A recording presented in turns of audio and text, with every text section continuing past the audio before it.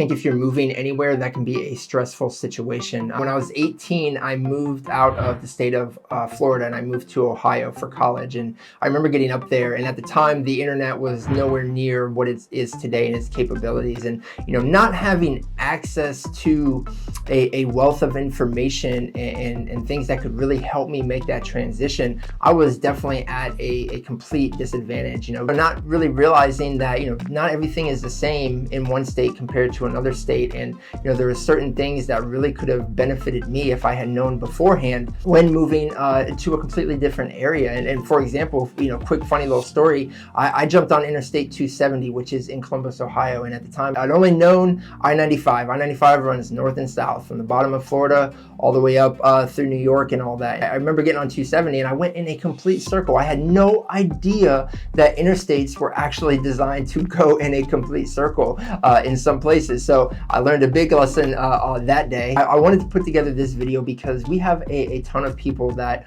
are relocating to Florida in general, but especially the Orlando metro Florida area. And the reason for that is, some of that I think is COVID. We do have people that are getting out of certain states or wanting to come to states like Florida. We are seeing an increase and uptick in our numbers, but I mean, Florida historically has always been a destination for a lot of people, relocating destination, retirement destination, and we are definitely seeing an even further increase and uptick in numbers in the Orlando, Florida area for a few different reasons. So I really wanted to just highlight for you guys, some of the really important things that you want to consider and think about and prepare for when you are planning to move down here to the Orlando, Florida area. So, I picked out about a half a dozen things, the top 6 things that I think are super important. You definitely want to know about. We're going to go through some of that stuff here in just a minute. But if there's something that I missed, or maybe there's something that you think of, or that you know of that maybe I don't know. I don't know everything, but definitely drop us a comment, send me a message, let me know, because we'd love to add that to a future video. So we're going to talk about the top 6 things that you want to know when living in the Orlando, Florida area. So stick around. You don't want to go anywhere. We'll be right back.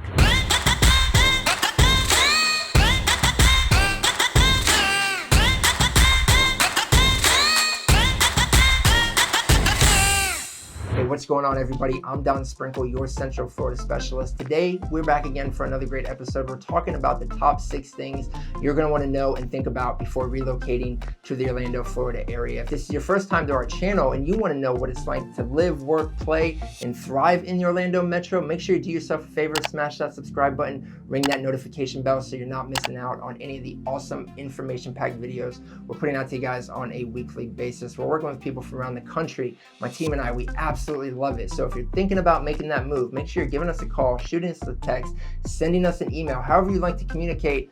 We got your back when moving to Orlando. Let's get started. So some of the first few things that I'm going to talk about are kind of general from the standpoint that even if you weren't moving to the Orlando, Florida area, these are some things that you definitely want to consider and think about and plan for. And then I'm going to also, slide a few things, unique things that pertain to Florida as a state that, definitely you want to keep in mind when, making that move. And then some of the other ones that I'm going to talk about are specifically related to, living in this area and in the state of Florida, especially if you're moving from a different state. You're definitely going to want to be hip to some of these things. So starting off with number 1, one of the first things that you want to think about is what are you going to do for employment, for your job. And if you're doing a job relocation, which we work a lot with people who are doing those, the same employer, they're just changing, where they're working at from one state to another. That's usually a pretty a smooth transition from that regard, because nothing really changes. You're just moving from one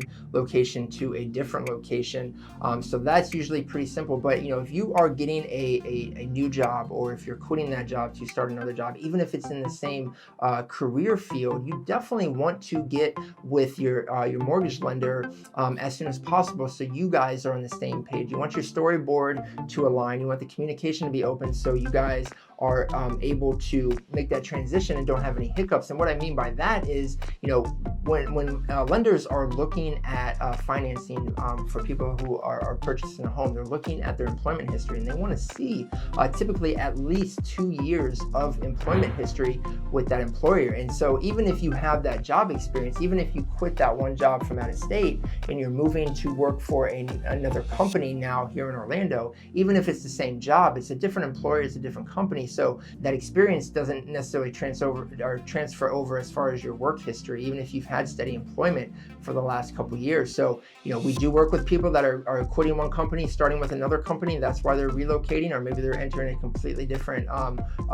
field. But, we definitely have to get with them and work with them to making sure that, the steps that are in the proper order are taking place, because the last thing you want to do is quit your job, move down here thinking that you're going to buy a house, and because you've already sold your other one, you've got the cash, you got the money, should be no problem getting financing. You're about to start your new job the following week, but because you don't have that 2 years of employment history with that new job, that can be a huge red flag for underwriters. And if you're self-employed, those are definitely things to consider as well, because even if your business, you're picking it up and you're taking it with you when you move to Orlando, if it's a completely different type of market, if it's a completely different type of area, those are things that underwriters and lenders are also going to be looking at, because they're already strict enough when it comes to self-employed people already who are getting a W-2 and a steady paycheck. In that regard, they want to see what type of business you have. They're going to want to see 2 years of steady income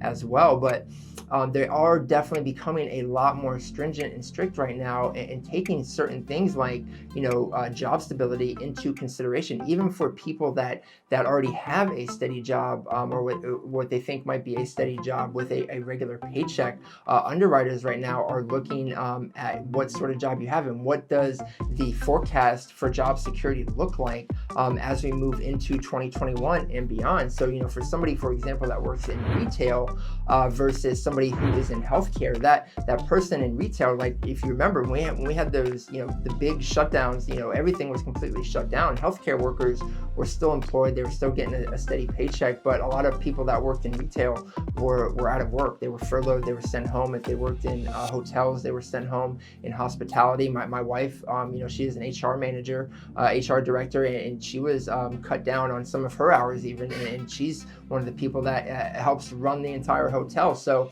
those are all things that you want to take into consideration and look at as far as that job security, making sure you're on the same page as well with your mortgage lender and real estate agent. And definitely when it comes to that real estate agent, you want to making sure that you're open with that communication with them, because they're going to have open communication with the agent down here in Orlando, Florida, that's going to be helping you find a new place. And that leads us into number 2 on our list, and that is keeping the communication open and flowing on your departing residents as well as your new residents. This is really a team effort. Even when you're just buying one home, it's a team effort with the selling agent and the listing agent needing to work together, their teams needing to work together to making sure both of their clients and families that they're working with are getting the expected results that they want, and everybody is happy when it's all said and done. So that's important just on one deal, for everybody to work together. So when you involve another possible sale of your current home in a different state, no less, or out of that area, it is super important for your real estate team that's representing you wherever you're coming from, and your team that's representing you in the Orlando area where you're moving to be in communication, working together, making sure that they're on the same page to make that transition as smooth as possible. So some of the things that you want to consider is that before you even make an offer on a home, we want to be in talks. We want to be talking about what you guys are going on, or what's going on with the sale of your home. Is it on the market yet? Has it been listed? Is it under contract? Have you guys gone through inspections, the appraisal yet? What's the expected closing date? Because those things are all going to come into play when looking for a home in the Orlando area, especially if you need that home that you currently have to sell before buying a home. So that means we're looking at potential contingencies when making an offer. In this market with the low inventory, we have to be very creative with how we construct those offers if we're going to be adding in something like a contingency, because that can sometimes be an issue for home sellers right now if they're considering multiple offers, and that's just a reality. But again, that's where it comes down to making sure that we're staying on the same page, we're properly communicating so that we're game planning and executing effectively on that transition. So that's why it's so important to making sure that you're working with professionals who know how to do this, who have worked with people who are relocating from one area to the other, and have the capabilities and the resources to make that process as easy and as smooth for you as well. If somebody's moving to the Orlando area and they're moving from out of state, one of the first things that I'm going to want to do is call their agent to wherever they're moving from, and I want to find out as much as I can about where they're at in the process with the current sale of their home, and if they're getting ready to list it, if they have it listed right now, I want to know what that price is. I want to know, where it looks at, maybe in comparison to some of the other comparables and stuff, because these are all things that are going to be taken into consideration and have to be looked at if we're going to start house hunting in the Orlando area. And like I said, especially if you as a homeowner need that equity from your current home to purchase another home in this area. And that actually segues into number 3 on our list, which is when you get down here to the Orlando, Florida area, where are you going to live? In Florida right now, we don't have a lot of inventory that's on the market, and that's pretty much how it is for the entire country. But that still doesn't mean that people don't have to or don't want to buy or sell their home and buy a new home. And there's still, a lot of transactions that are going on. One thing that is great about the Orlando, Florida area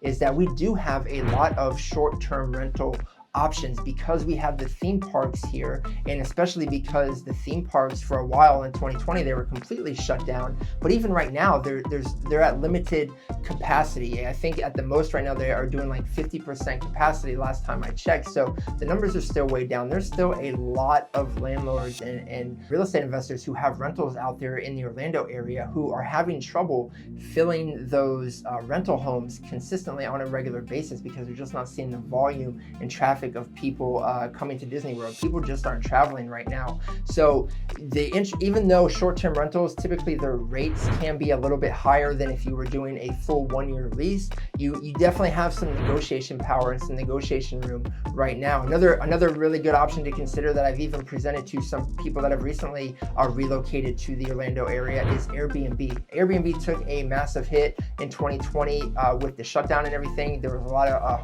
homeowners that were running Airbnbs that were in a tight spot, and what they've been able to do is find people who need a place to stay for a little bit longer term. It's still considered short term, less than a year, but people that are having to stay somewhere while they look for a permanent place for a month, 2 months, even 3 months. And once you stay past a certain point with Airbnb in the same place, you actually have the ability and the right to negotiate with that Airbnb owner. So that is something to think about. A lot of people don't even, I think, know that in terms of the ability to negotiate. But if you are going to be looking for a month or two, or maybe even a few months, and you don't want to get locked into something long term, maybe the short-term rentals are still a little bit too high a price that you want to pay, Airbnb is definitely another great resource to consider, and we've been referring people to them as well. Now we're going to dive into a few things that are a little bit more specific to the Orlando, Florida area and Florida in general. And the first thing that I want to mention,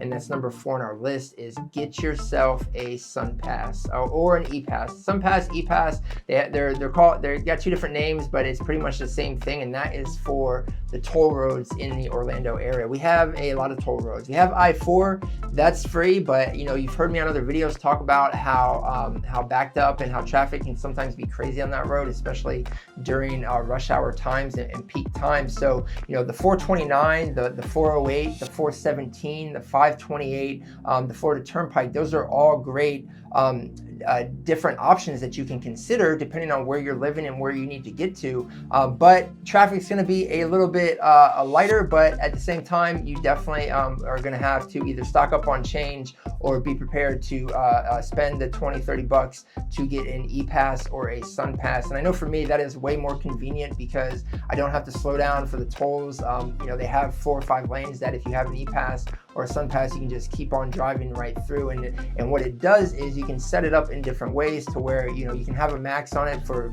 $25 or $50, and once it hits that max, it automatically resets, charges you another 25 or something like that. But there's a few different options that you can do to make it convenient for you when it comes to the bill pay. And plus, you don't have to keep a bunch of quarters and dimes and nickels. The other thing that you can do if you don't have the change, but again, it is kind of annoying, is that if you do just go through it and you don't pay the fee, they will mail you a letter charging you for that. But again, if that gets lost in the mail, if you don't see it, and I had that happen to me one time, you know, we're probably going back at least 10 years before I had the Sunpass, but they sent me something in the mail and I didn't even see it when it first came. So by the time I got another notice for it, that initial charge for like a 75 cents or $1 was like 30 bucks or 50 bucks or something just crazy that I had to pay because I didn't see it in the mail. So if you are going to be traveling a lot, especially if you're going to be commuting in and around the Orlando, Florida area, you definitely want to pick up a Sunpass or an ePass just to make things a whole lot more convenient for yourself. So since we're talking about the roadways in Orlando and commuting and everything, that also leads us into number 5 on our list, and that is the car insurance in the state of Florida. We are, compared to the national average, we are about 52% higher than the national average when it comes to a car insurance policy. And on average, the average car owner pays about $170 a month when it comes to their car insurance. And some of the reasons for that is we have a lot of uninsured drivers in the state of Florida. And one of the ways that they've combated that a little bit to try to help, you know, ease the cost for people that, you know, have insurance and have a clean driving history is they break it down by zip code. So definitely want to keep that in mind in certain zip codes that you might be moving to, because you might have a little bit higher of a car insurance rate depending on where you're at. You know, as I mentioned, Florida is a no-fault state. So what that means is that if you get into an accident, your insurance company, whether it's your fault or not, they're going to cover you. And that has also caused our insurance rates to be a little bit more elevated than compared to other states around the country. So I can't do a video giving you relocation tips when moving to the Orlando, Florida area without talking about hurricanes. You know, we're definitely at a greater risk being here in the state of Florida when it comes to hurricanes. And you know, like I said, I've grown up in the state of Florida. I've lived in South Florida. I've lived near the coast, near Daytona. And I will say that when it comes to hurricanes, even though we're still at risk for them, I will say that I don't typically get as nervous, or at least I haven't gotten as nervous living in the Orlando area over the last 6 years compared to when I lived in some of these cities in Florida that were closer, a lot closer to the beach and the water. Because the thing about hurricanes, if you don't know this, is that they gain their strength and their intensity over the water as they move towards landfall. And once they hit land, they definitely take a hit to their strength and intensity, and they weaken. And the farther they go inland, the more they tend to weaken. So we're about an hour inland here in Orlando on both sides of the state. So even though we have gotten damage from hurricanes over the last few years, you know, people have been without power, we've had downed trees, we've had some debris and everything, and even some homes have gotten damaged. I will say it's definitely not to the extent and to the degree of some of these more coastal cities that are around the state of Florida. So we're a little bit insulated being closer towards the center of the state of Florida here in Orlando. Some of the things that you can do to help prepare yourself for hurricane season, which by the way runs from June to about November. I think June 1st to November 30th, that's our hurricane season. Is throughout the year, as you're, you know, doing your grocery shopping, you're doing things, there's a lot of things that you can buy that don't, you know, they're not going to expire right away, but you can buy them, you can have them ready to go, you can stay stocked up. So, you know, some of the things that we do is throughout the course of the year, we'll pick up some batteries here and there. You know, we'll pick up some AA's, we'll pick up some D batteries, pick up some AAA's, we'll pick up a case of water here, we'll pick up a case of water there. So we just want to continue to slowly build our supply of anything that we may need when it comes to hurricane season, because we want to be ready, we want to be prepared. We don't want to be like, you know, when it came to the toilet paper crisis back last year in 2020 during COVID and everything. That's how it looks in Home Depot and Lowe's and these other stores during hurricane season in Florida when we have, you know, a big one approaching us, and people start freaking out because they haven't done anything all year to prepare, and now they're running to the store and trying to grab whatever is left and whatever's still available. And typically, sometimes the prices even get raised up a little bit as well. So those are all things that you want to consider and you want to take into consideration when moving here, because like I said, being in the Orlando, Florida area, I feel a little bit more insulated and protected from hurricanes, but it's still, we're still at risk. So just some things that you want to keep in mind when moving here. So that was just a quick list of some of the important things that you guys are definitely going to want to consider and think about if you're relocating here to Orlando, Florida. And if I've missed anything, if I forgot anything, like I said, definitely drop me a comment, send me a message, let me know. I'm not perfect either. I don't know everything, but let's figure this out together, because like I said, we're working with people from around the country every day who are relocating here to the Orlando, Florida area. We absolutely love it. So if there's something that you want specifically to know more about, definitely reach out to us, because we will do a personal video on that subject matter. But you got to give us a call, you got to give us a text, you got to send us an email. However you like to communicate, you got to reach out to us. So until next time, I'm Don Sprenkel, your Central Florida specialist. We're living in Orlando, Florida, and we got your back.